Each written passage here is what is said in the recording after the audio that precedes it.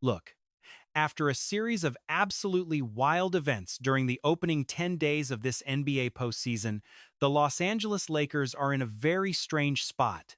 They have not made it past the first round since 2023, but suddenly, the Lakers are on the verge of finally breaking that cold streak. It took some insane shooting luck in those first two matchups, combined with Kevin Durant choking in Game 2, followed by him just vanishing entirely. We will get to that.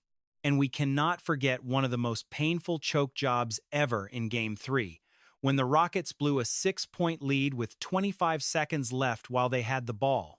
It looked like Houston had simply given up, accepted their destiny, and was ready to let the Lakers sweep them right out of the playoffs without a fight. But wait! Hold on just a second, because the Rockets showed life last night as the Lakers finally came crashing back to reality. Now, this series is likely finished, or it definitely should be soon. In NBA history, teams that take a 3-0 lead in any round are a perfect 159-0. That is right, no team has ever come back from a 3-0 hole, not once. Plus, it looks like Austin Reeves is returning soon. He has been listed as questionable lately and is finally starting to ramp up his physical activity.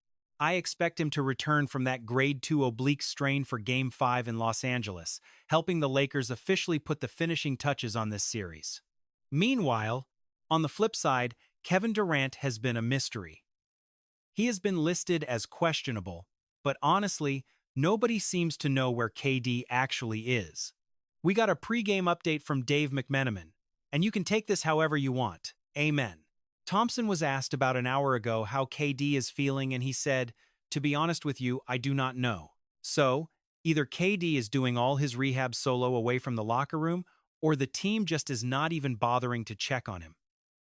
That is a wild dynamic to watch as we get closer to tip-off.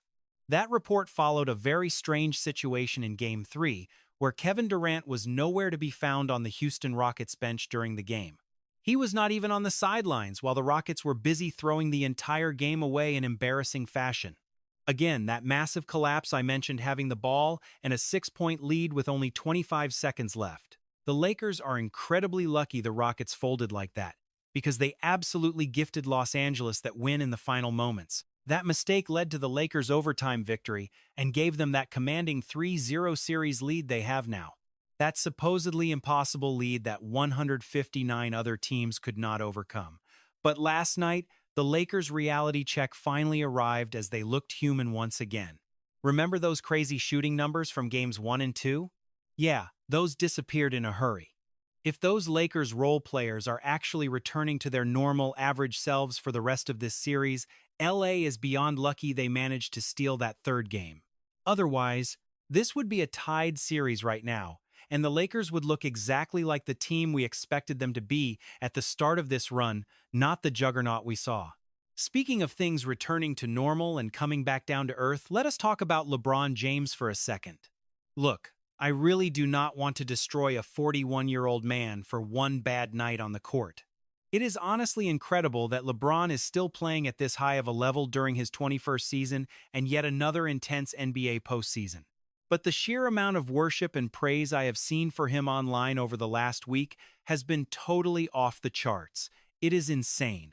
However, after last night, his pathetic performance absolutely has to be mentioned because it was just that bad. Check out these numbers: 10 points, 9 assists, and 8 turnovers on 2 of 9 shooting in 33 minutes. That is a total disaster.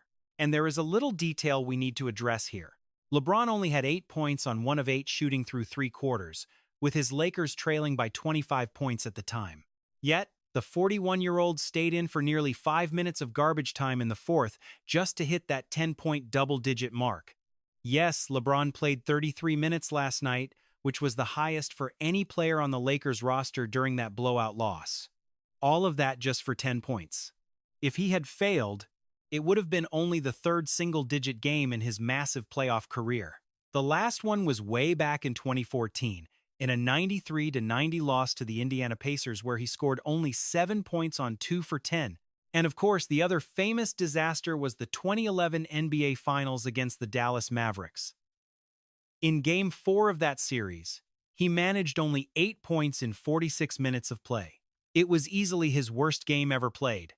And that truly was a performance for the history books. If you are too young to remember or just need a refresher, I will link my recent video on that game at the end of this. And look, to be fair to old man Braun, he was not the only player who struggled in this game. Most of them did. Rui Hachimura had a decent night, and DeAndre Ayton was actually playing great ball until the officials ejected him during the third quarter. DeAndre Ayton had 19 points and 10 boards on 9 of 12 shooting before the refs sent him packing early. But look, the Lakers were already down 19 by then. This is what happens when Luke Kennard, Marcus Smart, and Rui Hachimura are not all scoring 20-plus on 70% shooting. This is the result when those players finally regress and fall back down to their season averages. After the final buzzer, J.J. Redick had a few things to say about the whole situation. Again, this has been a top 10 defense for the entirety of this season. It is obviously very challenging to generate offense without your two leading scorers. We will take another look at our process on that end of the floor as well. And I am well aware of our points per shot and what our expected efficiency should be. We were slightly below our season average. To me, it comes down to two keys: taking care of the basketball and figuring out how to be more disciplined with our possessions moving forward. But look, Los Angeles still shot the ball fairly well, 50% from the field against that elite defense JJ mentioned. And that was with LeBron James hitting only 2 of 9 shots. Talking about variance, the Lakers coughed up the ball 23 times during this specific game. If they clean that mess up and get Austin Reeves back for Game 5 in Los Angeles, the Lakers really should be just fine. And look, we still have no clue where Kevin Durant is or what he is even doing. What is the actual injury going on with KD? Now I am hearing reports about a bone bruise in his ankle. Is that the real problem? Is it a sprain? When exactly did he hurt it? Honestly, we do not have any real answers to these questions yet.